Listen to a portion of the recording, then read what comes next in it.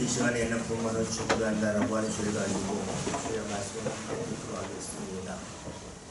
5월은 가정의 달입니다. 지난 주일은 어린이 주일이었죠. 예수님은 어린아이와 같아야 천국에 갈 수 있다고 말씀하셨습니다.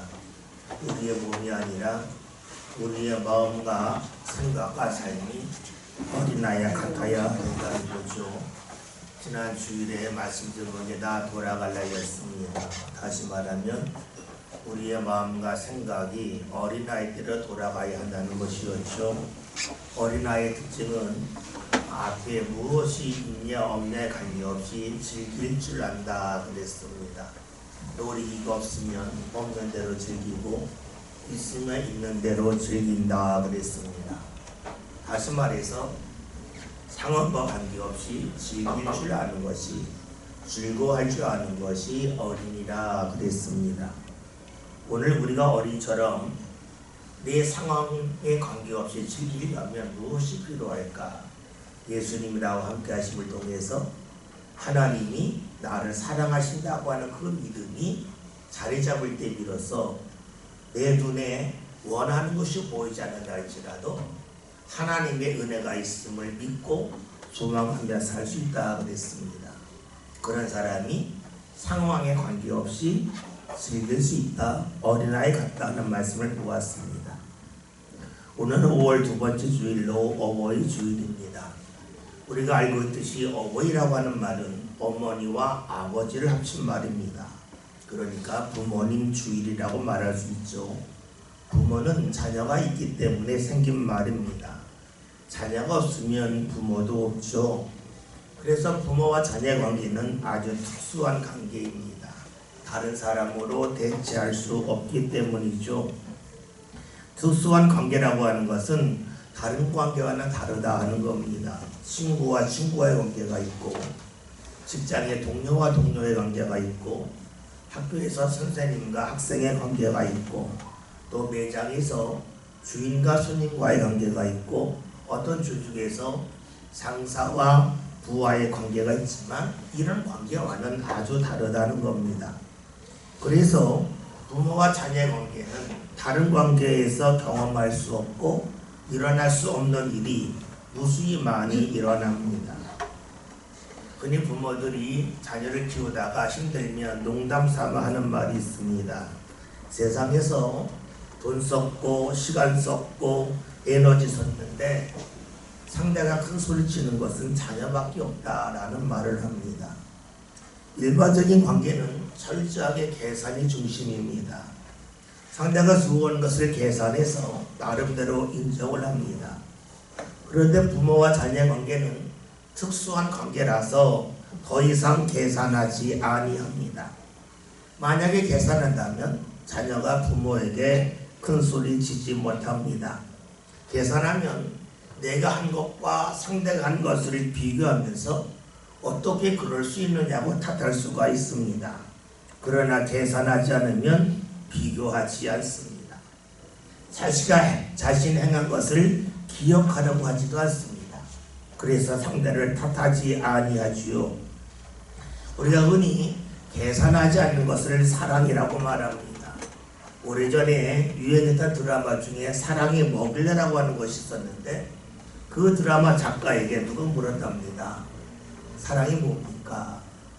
그 작가가 이렇게 말했대죠. 소리가 나는데도 계속 할 수 있으면 그것이 사랑입니다 라고 말했다는 겁니다. 사람들은 손해가 나는 자를 피하는데 사랑하면 손해가 나도 한다는 것이죠. 왜 그럴까요? 상대를 귀히 여기기 때문입니다. 만약에 상대를 귀히 여기지 않는다면 상대에게 말을 함부로 하거나 또 함부로 대할 수도 있죠. 그것은 사랑하지 않는다는 증거입니다. 우리가 누군가를 귀히 여길수록 하는 것이 있습니다. 그를 만날 준비를 합니다. 여러분이 귀한 사람을 만난다면, 여러분이 귀한 자리에 간다면 준비할 것이 늘어나죠. 무엇을 입을까 고민하며 준비하고 어떤 장식품을 몸에 지닐까 생각하고 준비를 합니다. 거울을 보면서 내가 어떤 표정을 지을까 나름대로 준비하기도 합니다. 이렇게 보면 사람이 살아가면서 가장 많은 준비를 하는 때가 있습니다. 어쩌냐면 자녀가 태어나기 전입니다. 자녀가 태어나기 전에 많은 것을 준비하죠. 자녀가 입을 옷도 준비하고 덮을 이불도 준비하고 기저귀를 준비합니다. 자녀가 거할 방을 준비하기 위해서 깨끗하게 청소하기도 하죠.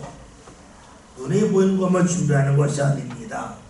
임신한 어머니는 아이에게 무엇이 도움이 될까 해서 음식을 가려 먹습니다. 음식 먹는 것을 준비해요. 또 어떤 사람들은 내 마음이 삐뚤어지면 안 된다 해서 마음의 준비, 생각의 준비까지 합니다. 부모는 자녀가 이 세상에 태어나기까지 많은 준비를 하죠. 그 이유는 그만큼 자녀가 귀하기 때문입니다. 그런데 이런 준비는 태어나기 전에만 하는 것은 아닙니다. 끝없이 이어지죠. 자녀가 태어나면 방의 온도가 어떤가, 습도가 어떤가, 음식을 먹을 만한가 여러 가지 관심을 기울이며 준비합니다. 자녀가 자라면 자녀에게 맞는 옷을 찾기도 하고 어느 어린이집에 가야 될까, 유치원에 가야 될까, 학교에 갈까 끝없이 많은 준비를 합니다. 왜 이렇게 많은 준비를 할까요? 이유는 간단합니다. 사랑하기 때문입니다. 부모가 자녀를 위하여 준비하는 것을 좀 다른 말로 하면 이렇게 볼 수 있습니다. 대신한다고 볼 수 있습니다. 여러분, 사랑이 없으면 계산이 남습니다. 계산이 뭡니까? 내 것은 내가 하는 겁니다. 내가 먹을 거 내가 준비하는 게 맞고 내가 입을 옷 내가 챙기는 게 맞습니다. 내가 할 공부 내가 하는 건 맞습니다. 그리고 내가 하지 않으면 대신하는 사람에게 값을 지불해야 합니다. 그런데 부모와 자녀 사이에는 계산이 없습니다. 부모는 아무것도 받지 않고 준비를 합니다. 다른 말로 하면 자녀가 할 일을 부모가 대신합니다. 그래서 자녀가 사용할 시간, 자녀가 사용하는 물질을 대신하여 지불을 합니다. 그렇죠. 부모는 자녀를 사랑하기에 눈에 보이는 수많은 준비를 합니다. 다른 말로 하면 대신하는 일이 상당히 많습니다. 내가 대신해서 시간을 사용하고 물질을 사용하고 수많은 에너지를 사용하는 것을 사랑이라고 말하고 부모는 이를 즐깁니다. 그런데 이렇게 볼 때에 나중에 생기는 문제가 있습니다. 그것은 무엇이냐면 자녀가 자랄수록 부모가 자녀를 대신할 수 있는 것이 점점 줄어든다는 겁니다. 나중에는 거의 남지 않는다는 거죠. 어느 순간이 되면 자녀가 부모보다 몸이 더 커집니다. 힘이 더 세집니다. 아는 지식도 많습니다. 수입도 많아집니다. 사회적인 영향력도 더 커집니다. 그리고 자녀가 성장하면 부모 곁을 떠나죠. 부모 곁을 떠났을 때에 자녀가 마주하는 대상은 부모와는 아주 다릅니다. 부모와 자녀는 특수한 관계이기 때문에 계산하지 않습니다.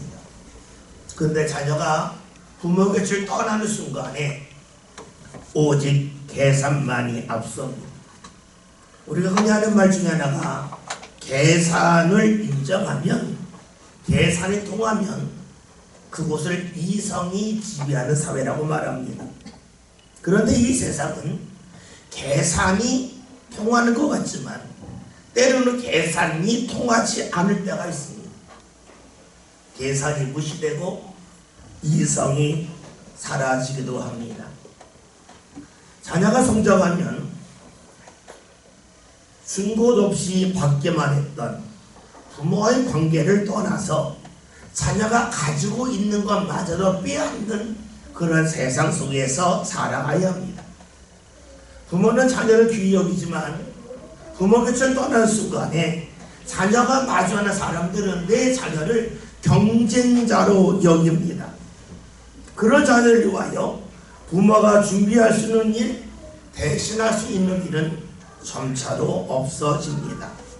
그러기에 부모가 자녀를 위하여 준비하는 것은 어느 순간에는 끝날 수밖에 없습니다. 만약에 부모가 자녀에게 무언가 배신하고 준비하는 것을 사랑이라고 여긴다면 그런 부모의 사랑은 길어야 20년, 30년밖에 되지 아니합니다. 따라서 자녀를 정말로 사랑한다면, 그리고 사랑하는 것이 즐겁고 이를 즐긴다면 부모는 자녀를 위하여 눈에 보이는 것을 넘어서는 준비가 필요합니다. 왜냐하면 언젠가 자녀는 부모를 다 떠나기 때문입니다. 부모와 자녀의 관계가 하나의 세계로 본다면 자녀가 앞으로 살아갈 세계는 더 넓은 세계입니다. 부모는 그 세계 속에서 자녀가 살기를 소망하죠. 그리고 그런 세계에서 당당하게 살기를 원하고 있습니다. 그러다면 그런 자녀를 위하여 부모가 무엇을 준비해야 되겠습니까? 오늘 성경에서 그 실마리를 찾을 수가 있습니다. 12절 함께 보겠습니다. 세상이 그 땅에서 농사하여 그의 백명을 얻고 여호와께서 복을 주심으로. 아멘. 말씀을 보면 이삭이 나오는데 이삭은 믿음의 조상인 아브라함의 아들입니다.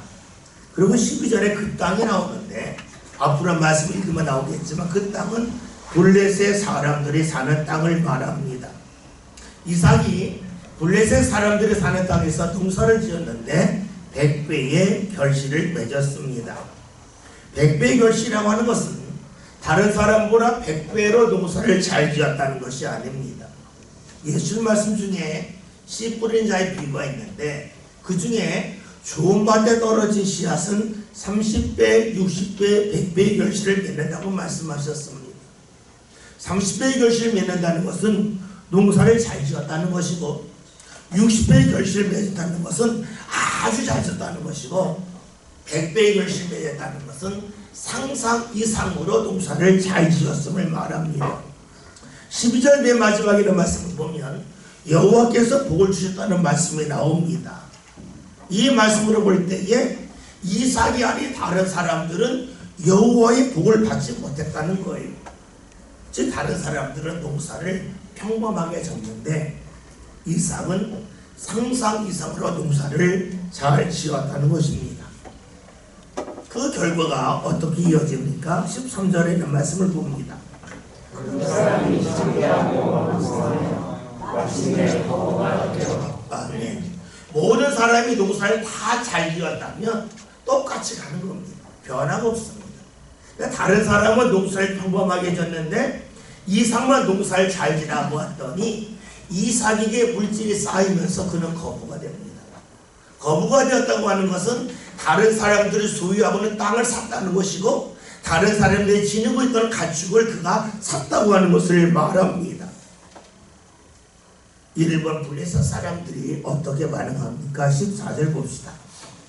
양과 소가 때를 이루고 종이 힘이 많으므로 블레셋 사람이 그를 시게 하여. 아멘. 말씀을 보면 이삭이 농사를 잘 지어서 거부가 되었을 때에 사람들이 그를 시기했다라고 말합니다. 농사를 잘 짓는 걸 보면서 배우려고 하지 않았다는 겁니다. 당신은 어떻게 해서 농사 잘 지었습니까? 나도 그 비법을 알고 싶습니다. 배우려고 하지 않았다는 거예요. 다시 말하면 협력하지 않았다는 거예요. 시기했다고 말합니다.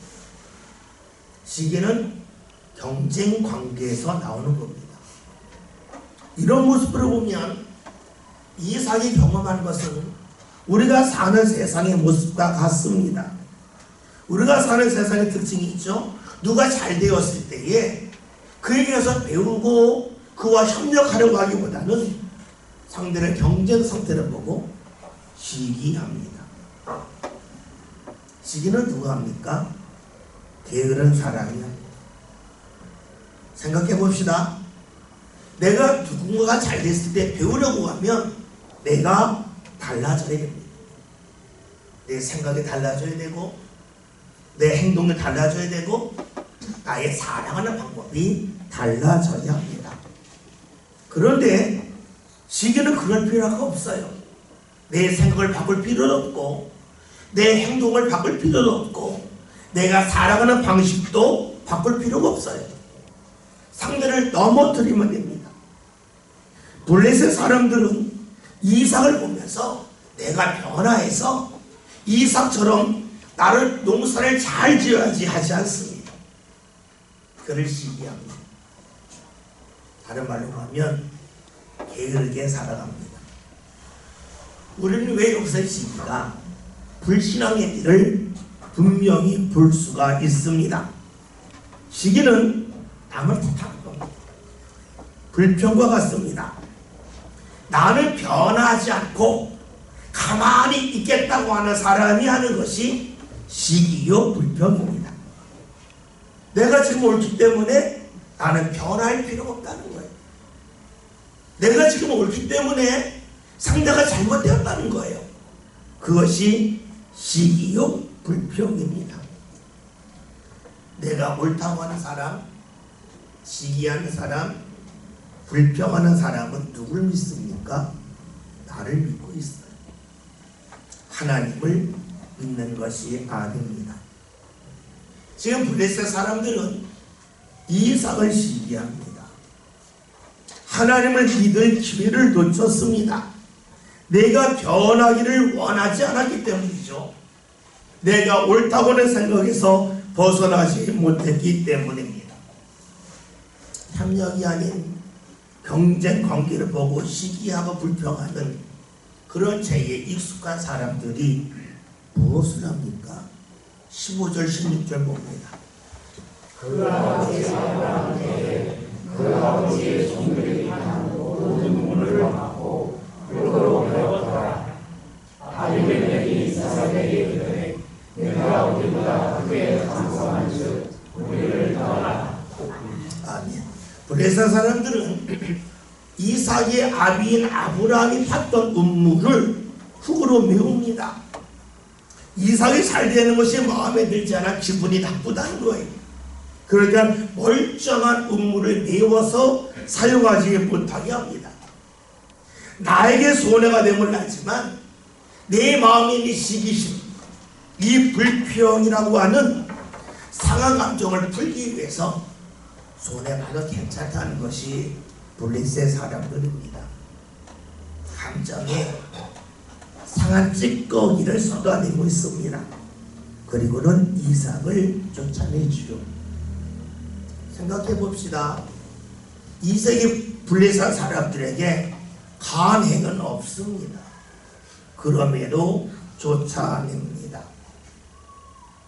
이삭은 아버지와 함께 할 때에는 계산을 넘어서는 사랑을 받았습니다. 근데 이삭이 지금 마주하는 블레셋 사람들은 계산이 통하지 않는 사람, 이성이 사라진 사람, 계산을 무시하는 사람들입니다. 여러분 이쯤 되면 이삭이 뭘 해야 됩니까? 우리가 볼 때는 한탄할 만하지 않습니까? 하나님, 제가 뭐 그리 잘못했다고 이런 사람을 만나게 하십니까? 하나님, 이런 사람들, 사람은 고사하고 계산마저 무시하니 파렴치한 사람들을 왜 가만히 두십니까? 하나님 정말로 살아계시가 맞습니까? 하면서 하나님에게 많은 물음을 쏟아낼 수 있습니다. 그러면서 하나님을 믿는 내가 왜 하나님을 믿지 않는 사람들에게 어려움을 당하게 됩니까? 라고 할 수도 있습니다. 힘없는 이삭은 블레셋 사람들에게 쫓겨났기 때문이죠. 그들을 말씀해서 이삭은 무엇을 합니까? 17절 18절 함께 봅니다. 이삭이 그곳을 떠나 그랄 골짜기에 장막을 치고 거기 거주하며 그 아버지 아브라함께 받던 물들을 다시 샀으니 이는 아브라함이 죽은 후에 블레셋 사람이 그 물들을 메웠습니다. 이삭이 그 물들의 이름을 그의 아버지가 부르던 이름으로 불렀더라. 이삭은 자기가 사용하던 음물을 빼앗긴 후에 무엇을 하고 왔더니 그곳을 떠납니다. 그리고 한 곳에 가서 무엇을 하냐면 자기 아버지가 과거에 봤던 우물을 기억하면서 그 우물을 다시 팝니다. 여러분 봅시다. 내가 있는 자리에 쫓겨나는 것을 누가 원하겠습니까? 그런 것을 누가 기대하겠습니까? 이삭은 살아가면서 정말로 경험하고 싶지 않은 일들을 경험했습니다. 그런데 그 자리에서 이삭은 무엇을 하냐면 자기 아버지가 했던 일을 기억하고 있습니다. 성경은 분명히 말씀합니다. 아브람 때에 팠던 우물이라고 말씀합니다. 다시 말하면 아브람 이전에 팠던 우물이 아니라는 겁니다. 우물이 없던 곳이었는데 아브람이 우물을 파는 것을 이삭은 보았고 그를 기억하고 있습니다. 성경에서는 이삭이 함께 우물을 팠다고 말씀하지 않는 것으로 보아서 아브람 홀로 그 우물을 팠던 것 같습니다. 다시 말해서 이삭은 우물을 팔 때에 아무런 도움을 주지 못했습니다. 냉정히 말하면 구경꾼에 불과했습니다. 그런 구경꾼이었던 이삭이 이제는 우물을 파는 사람이 됩니다. 그 이유는 아버지 아브람이 했던 것을 보았고 기억하기 때문입니다. 생각해 봅시다. 아브람이 우물을 팔 때에 여기서 우물을 파면 물이 나온다는 확신이 있었겠습니까? 여러분, 그 누구도 땅을 파면서 여기서 물이 나온다고 확신하거나 보장할 수는 없습니다. 그러나 우물을 파는 사람의 특징이 있죠. 우물이 나올 것이라고 하는 기대와 소망을 갖습니다. 한번 봐서 물이 나고 좋으려면 그런 일 어디 있겠습니까? 확신을 갖고 한 것이 아니라 소망을 갖고 합니다. 여기서 샘을 파면 물이 나올 거라고 하는 소망을 갖고 아브라함이 우물을 팠고 또 팠습니다. 이것을 이삭이 보았고 이삭이 이것을 기억합니다. 어렸을 때 본 거지만 이것이 나중에 이삭의 삶의 자산이 됩니다. 그래서 아브라함이 봤던 그 자리에서 우물을 다시 파고 물을 얻습니다. 아브라함이 과거에 우물을 파면서 내가 이 우물을 파면 먼 훗날 내 아들 이삭에게 도움이 될 거라고 하는 그런 것을 알고 우물을 팠겠습니까? 그러하지 않습니다. 자기가 필요해서 판 겁니다. 여기서 우물을 판다 할지라도 물이 나온다는 보장은 없지만 물이 나올 거라는 기대를 갖고 계속해서 우물을 파고 또 팠습니다. 만약에 아브라함이 우물을 파는 것이 힘들다고 해서 우물 있는 곳만 찾아다녔다면 어떠했겠습니까? 아마 이삭도 똑같이 살았을 겁니다. 우물 파지 않고 어디 우물이 없나, 어디 물 가진 사람이 나 도와주지 않나 하면서 찾아다녔을 것입니다. 그러기에 우물을 빼앗겼을 때에 한탄했겠죠. 그리고 하나님, 왜 제 주위에는 우물을 가진 사람이 없어서 저를 불러주지 않습니까? 하면서 하나님에게 원망했을 겁니다. 그러나 감사하게도 이삭의 아버지인 아브라함은 우물을 팠습니다. 힘이 들어 팠고 확신이 없지만 소망을 갖고 끊임없이 물을 파는 가운데 물을 얻었습니다. 모든 것을 잃은 이삭은 이것을 기억합니다. 그 기억이 그의 삶의 힘이 됩니다. 그 기억이 이삭의 앞길을 열어주는 길이 됩니다. 아브라함이 우물을 판 것은 자신이 어렵기 때문에 한 겁니다. 그런데 그것이 어려움에 처한 이삭을 위한 것까지도 되었습니다. 아브라함이 보여준 모습이 이삭의 삶을 여는 준비가 되었습니다. 우리는 여기서 알 수 있는 것이 있습니다. 눈에 보이는 물질이 있고 또 보화가 있다 할지라도 그것은 시간이 지나면 누군가에게 빼앗길 수 있고 사라질 수 있고 잃어버릴 수도 있습니다. 그러나 지금 눈으로 확인할 수 없지만 내가 보고 경험한 것은 시간이 지나도 그 누구도 빼앗아갈 수 없습니다. 아브라함이 그러하듯이 부모의 삶은 자녀의 삶의 기억으로 남습니다. 그 기억은 누구도 앗아갈 수 없습니다.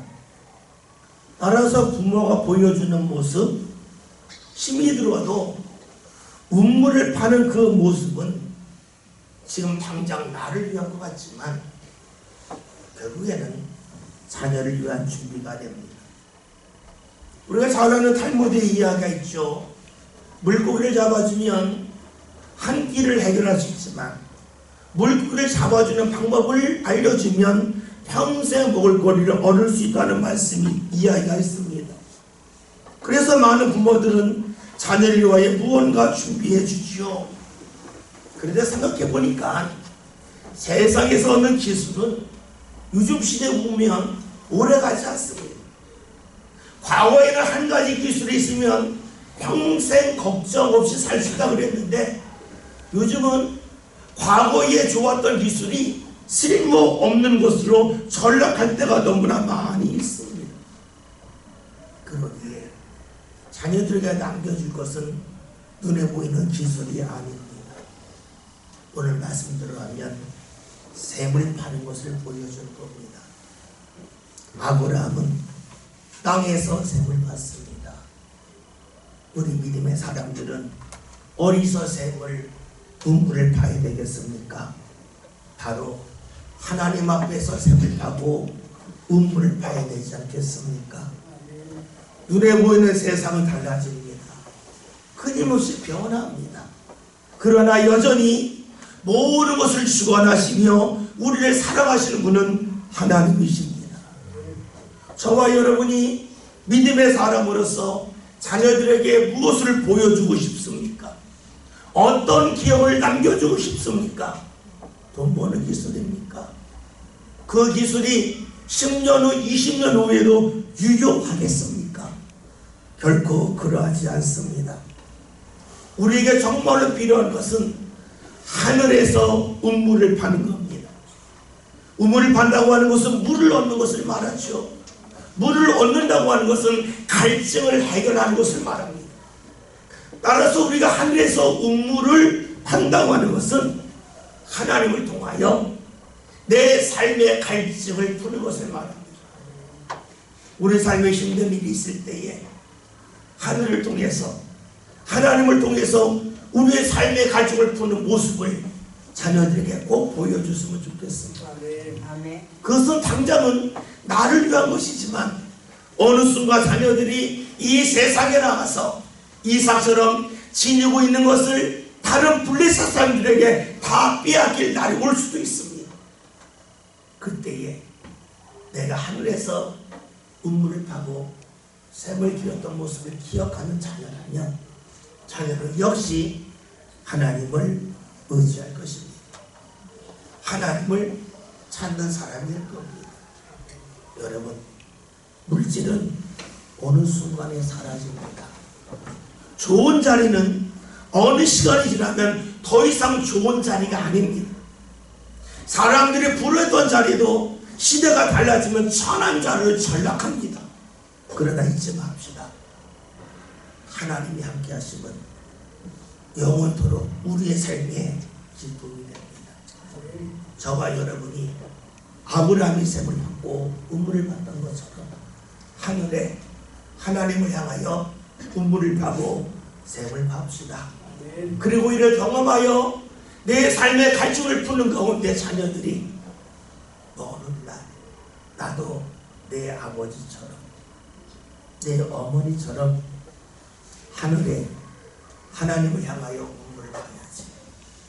하나님이 내 삶의 갈증을 풀어주시는 것을 나도 경험해야지 하는 귀한 자녀도 성장하는 것을 볼 수 있기를 바랍니다. 아멘. 오늘 말씀 제목이 부모는 준비한다입니다. 사랑하면 준비합니다. 여러분은 무엇을 준비하고 계십니까? 물질입니까? 먹을 겁니까? 사회적 자리입니까?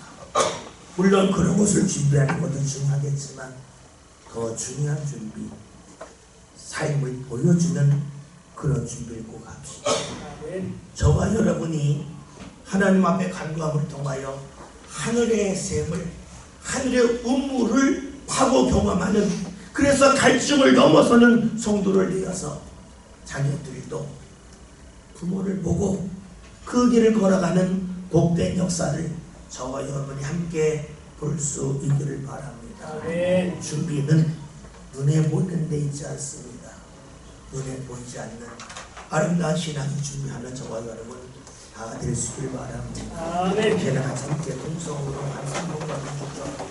하나님, 제가 저 자신이 하늘의 샘을 파게 해주세요. 저 자신이 하늘의 운물을 길게 해주세요. 그리고 이것을 자녀가 보고 기억하게 해주세요. 함께 동성으로 3분간 하기도 합니다.